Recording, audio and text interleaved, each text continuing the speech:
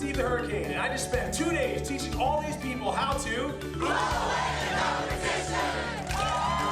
What's up, everybody? It's Steve the Hurricane here, and for today's episode of A Drink with the Hurricane, we're going to discuss the simplest way to double your revenue in 2020.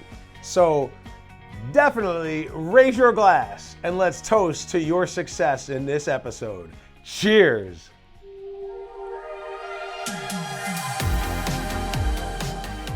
This is A Drink with the Hurricane, the talk show discussing all things growing your home care business. This video is sponsored by Home Care Evolution, where we help home care agencies adapt to changing circumstances, transform their business so that they can thrive for years to come. I know this sounds crazy.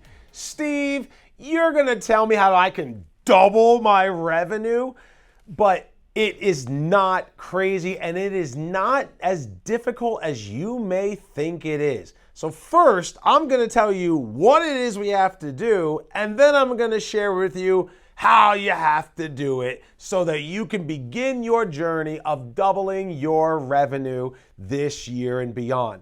And so from the most recent Home Care Pulse report, it is no surprise to me, but for a lot of folks out there, it is shocking news to realize that if you do not track all of your referrals that are coming into your agency, you will generate half of the revenue that you could versus the agencies that track every single referral that comes in. Literally $1.1 million was the average agency surveyed that did not track their annual revenue. And $2.2 million is the revenue of the average agency that does track every single inquiry that comes in. That's double the money. So if you're not tracking your inquiries, you are leaving 50% of the revenue you could generate on the table. 50%. That's madness. So here's what you got to do to improve your inquiry tracking. Number one, make sure you find out where every single referral came from. And I know so many people will tell me that they track their inquiries, but they really don't know. They don't know where they came from. They don't know if it came from SEO. They don't know if it came from their website. They don't know if it came from their website, but it was actually a conversation with a social worker or a discharge planner that prompted the client to call or go to the website and then call the agency. You really have to know where those referrals are coming from and refine it down that much. You have to ask and specify.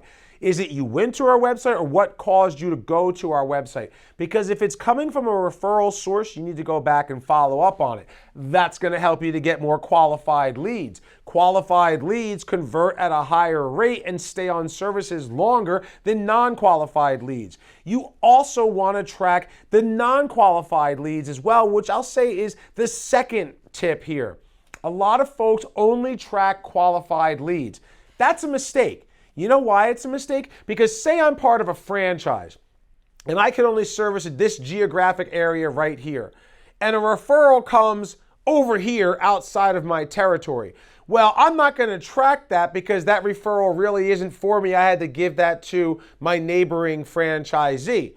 But the reason why you still want to track that is because something you did, SEO, marketing and sales, client referral, whatever it is, cause this patient who lives outside your service area to contact you. Here's another example. Forget if you're a franchise or not. Somebody calls in who's not your customer, meaning they can't afford the services. A lot of people consider that a non-qualified lead. If I'm a private pay agency and someone is on Medicaid, then that person's not qualified, so I'm not going to track it. Again, what am I doing that is attracting that Medicaid recipient to call me so that I can adjust it? If it's a referral coming from a referral source and I know that it's a non-qualified lead and I tracked it, I can go back and have a conversation and re-educate the referring party on who my target customer is so that they send me qualified leads versus non-qualified leads. And if my website is bringing a bunch of folks who don't meet the qualifications, I can update my website to reflect that we are a private pay agency to reduce getting non-qualified leads. That's a perfect reason as to why you have to track that information anyway.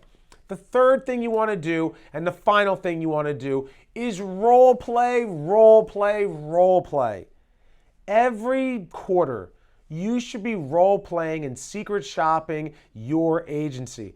I know my clients who are in the Elite Academy and coaching clients, we secret shop their offices all the time because we are very big proponents and very big advocates. And we actually train people's agencies on inquiry management because we know when you're tracking your increase, your revenue will go up significantly greater. That's why we talk about it in the Home Care Evolution Quarterly Magazine, which if you want to subscribe to it, you can go to homecareevolution.com and you can subscribe to it, and every quarter you'll receive the new issue for free. It is that important that we do this. Now with the role playing, you secret shop your office. You hear what they're saying on the phone. If it doesn't go well, you sit down and you role play. Make sure they're going through all of the points that you're supposed to communicate on the phone with a prospective client. Make sure they're qualifying the lead. Make sure they're putting the data into the system.